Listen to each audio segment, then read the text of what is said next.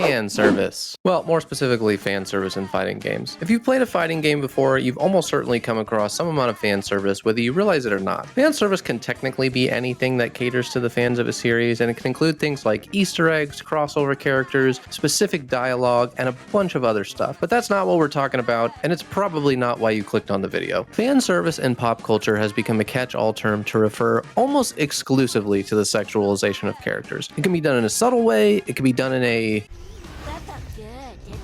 less subtle way, but it's done to some degree in almost every fighting game. Because if there's one thing decades of internet culture has proven to me, it's that if a fictional character is on screen, someone out there wants to fuck them. You know, the kind of freaks up there who drool all over you.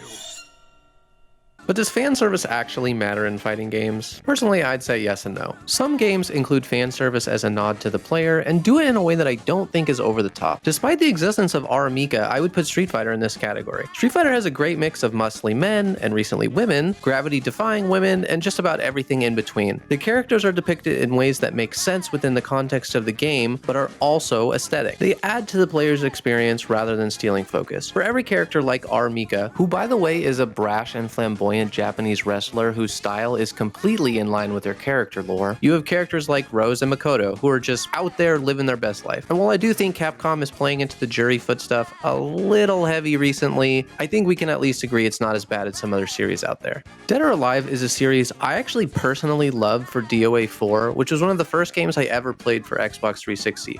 I played Bayman and Spartan because I love the complex counters and grabs, and because Halo. And my brother played Ninja Guy because Ninja.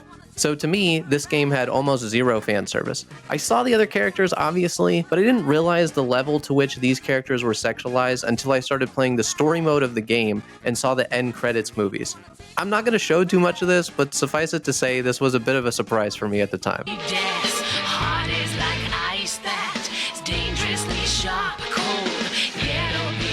Christy is a character that can best be described as scantily clad, and her credits movie can be described as scantily-er clad. This is just in the base game of Dead or Alive too. It's completely glossing over the extreme beach volleyball, which I have to assume someone developing it remembered at the last minute was supposed to include actual volleyball in it. If a single person bought this game to play volleyball, let me know in the comments so I can call you a liar to your face. I'm just ranting. There's no real point to this video. I think fan service can be done well, but I would also like to create a situation where I can play a fighting game without looking over my shoulder constantly, hoping someone doesn't walk in on me and see me playing. I get that it's important to some people, I just don't really get it personally. If somebody wants to let me know in the comments what I'm missing here, I'm willing to hear them out, but I think I'll stick to my regularly clad characters until then. If you like this video, give it a like, consider subscribing if you want to see more fighting game content. Thanks for watching, I'll catch you guys next time.